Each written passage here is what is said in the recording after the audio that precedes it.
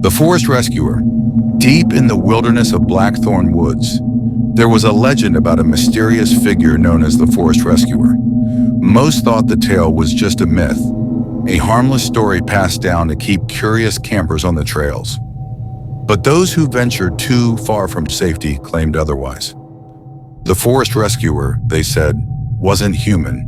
It was a tall, shadowy figure with glowing amber eyes that could pierce through the thickest fog.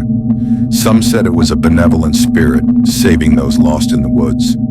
Others whispered it was a malevolent being, luring wanderers into its lair. One fateful October evening, 3 friends, Lena, Tom, and Clara, set out for a weekend camping trip.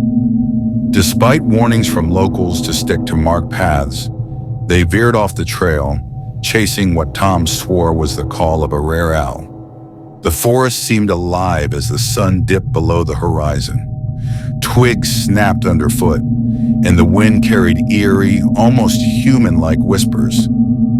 Soon they realized they were hopelessly lost. "We'll be fine," Tom said, though his voice trembled. "The rescuer will find us." "Don't joke about that," Lena hissed, clutching her flashlight. They pressed on, the beam of their flashlights flickering as the cold seeped in. Then they saw it, a figure standing motionless among the trees. It was too far to make out clearly, but its glowing eyes were unmistakable. "It's watching us," Clara whispered, her voice shaking. The figure raised a bony hand and pointed deeper into the woods. Against their better judgment, the group followed, unable to resist the pull of those fiery eyes. The figure moved gracefully, gliding silently over the forest floor. After what felt like hours, it led them to a clearing. At its center stood a decrepit cabin, its windows dark and its door hanging ajar. The figure stopped and turned to them, its expression unreadable. Then it vanished. "This has to be a trap," Lena said, backing away. But Tom was already approaching the cabin. "It might be shelter," he said, stepping inside. The cabin's interior was eerily clean, as though someone or something had been expecting them. A fire roared in the hearth, though no wood fed the flames.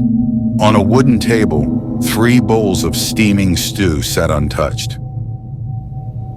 "Let's eat," Tom said, but Lena grabbed his arm. "Don't. Something's not right."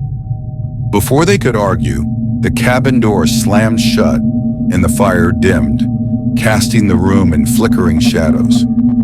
The whispering wind outside grew louder, rising to a deafening roar. Then they heard it, a low, guttural voice emanating from the darkness. "You wanted the rescuer. Now you owe me." The bowls on the table shattered, and the cabin's walls seemed to close in. The friends screamed, clawing at the door, but it wouldn't budge.